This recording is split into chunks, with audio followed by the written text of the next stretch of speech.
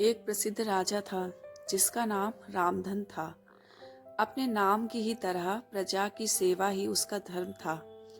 उनकी प्रजा भी उन्हें राजा राम की तरह ही पूजती थी।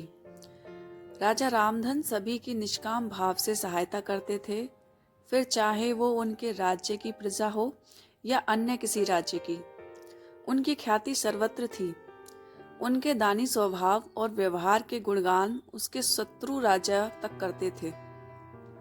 उन राजाओं में एक राजा था भीम सिंह, जिसे राजा रामधन की इस ख्याति से ईर्ष्या थी। उस ईर्ष्या के कारण उसने राजा रामधन को हराने की एक रणनीति बनाई और कुछ समय बाद रामधन के राज्य पर हमला कर दिया। भीम सिंह ने छल से युद्ध जीत लिया और रामधन को जंगल में जाना पड़ा।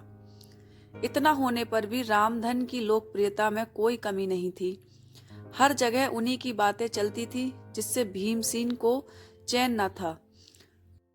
उसने राजा रामधन को मृत्युदंड देने का फैसला किया। उसने ऐलान किया कि जो राजा रामधन को पकड़कर उसके सामने लाएगा, वो उसे 100 सोने की दीनार देगा। दूसरी तरफ राजा रामधन जंगलों में भटक रहे थे। तब उन्हें एक राहगीर मिला और उसने कहा, भाई, तुम इसी जगह के लगते हो, क्या मुझे राजा रामधन के राज्य की तरफ का रास्ता बता सकते हो? राजा रामधन ने पूछा, तुम्हें क्या काम है राजा से? तब राहगीर ने कहा, मेरे बेटे की तबीयत ठीक नहीं है, उसके इलाज में सारा धन चला गया।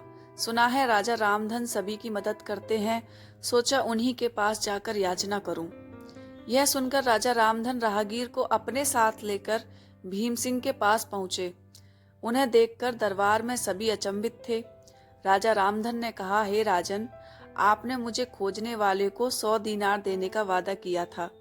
मेरे इस मित्र ने मुझे आपके सामने पेश किया है, अतः इसे वो 100 दीनार दे दें। यह सुनकर राजा भीम सिंह को एहसास हुआ कि राजा रामधन सच में कितने महान और दानी हैं, और उसने अपनी गलती का स्वीकार किया। साथ राजा रामधन को उनका राज्य लौटा दिया और सदा उनके दिखाए रास्ते पर चलने का फैसला किया। कहाँ एक तरफ भीम सिंह राजा रामधन को मारना चाहता था और अंत में राजा रामधन की करनी देखे वो लज्जित हुआ और उन्हें उनका राज्य लौटा दिया और स्वयं को उनके जैसा बनाने में जुट गया। महान लोग यही कहते हैं, कर भला तो हो भला। रामधन की करनी का ही फल था जो वो हारने के बाद भी जीत गया। उसने जिस तरह सभी की मदद की, उसकी मदद अंत में उसी के काम आई।